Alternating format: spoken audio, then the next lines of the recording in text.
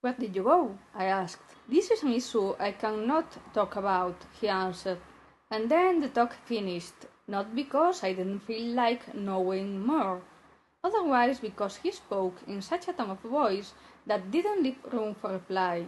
I spent the rest of the trip looking the scenery, known at first, mysterious, magic and exciting afterwards. The radio played the background music, the indecipherable hubbub that sometimes made Damian lay his hands on it to tune in the dial, paying attention to some detail. 348, 348.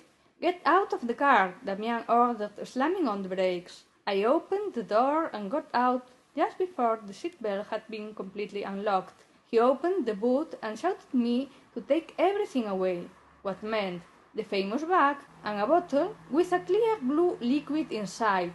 I was pretty sure that I didn't have to take the bottle, but I did, because it was better to take too much than too little. As he heard the boot door banging, started the car again. He spit it out until smoke came from the wheels, and then he left the brake, throwing the car to a tree. I supposed that he would jump out in the last second before the collision, but everything happened so fast that I almost could see him crushed between the seat and the airbag, and I almost could feel his death squeezing my heart. But I was wrong. He got up like the gallant man he was. From the end of the road cloud of dust, he walked toward me with the self-confidence of an invincible hero. He looked at me without mercy, and took the bottle with the blue liquid inside. He went back to the car with the same determination he came to me, opened the bottle and emptied the blue liquid out over the car. He ran and pounced on me, rolling across the floor for a few meters enough to be safe from the car explosion. It was a dry explosion, with no fire, with no collateral damage. Are you okay? He asked while he was getting up. Yes, I answered, lying of course. I wasn't right for several reasons, but the most important was that the floor was too hard. Get up, he ordered, laying a hand to me. I shouldn't tell him I was right, just to show some compassion to me, but I had done, so I got up. Once up and once checked no arm or leg was missing, he took the bag, opened it, and started to take off his uniform. What are you waiting for? Take off the uniform, he said without looking at me. Either it wasn't to get like that. I didn't realize that I had to, or that I had to bring clothes to change, of course. Thank goodness the uniform was big and I hadn't taken off the pyjamas to refill it. Not him. He wore clothes enough not to make me happy.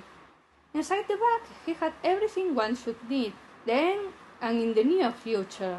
In that moment I remembered he had suggested going home and I had answered, I don't have anything I need. Of course not. For what I was going to need anything? Who knew how many times he had thought spending out? And who knew if I would be back? Or if I knew how? Meanwhile I was rambling, he took the uniforms and threw them into the charred car.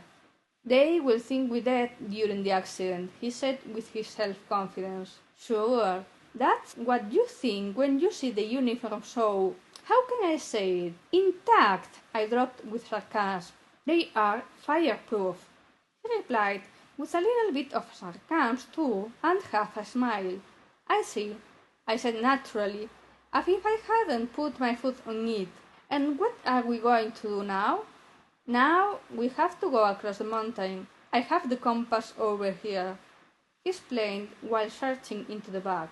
But if we have to follow the river must be down there, I said still with sarcasm. Yes, I know, but in case they follow us, your footwear is not right.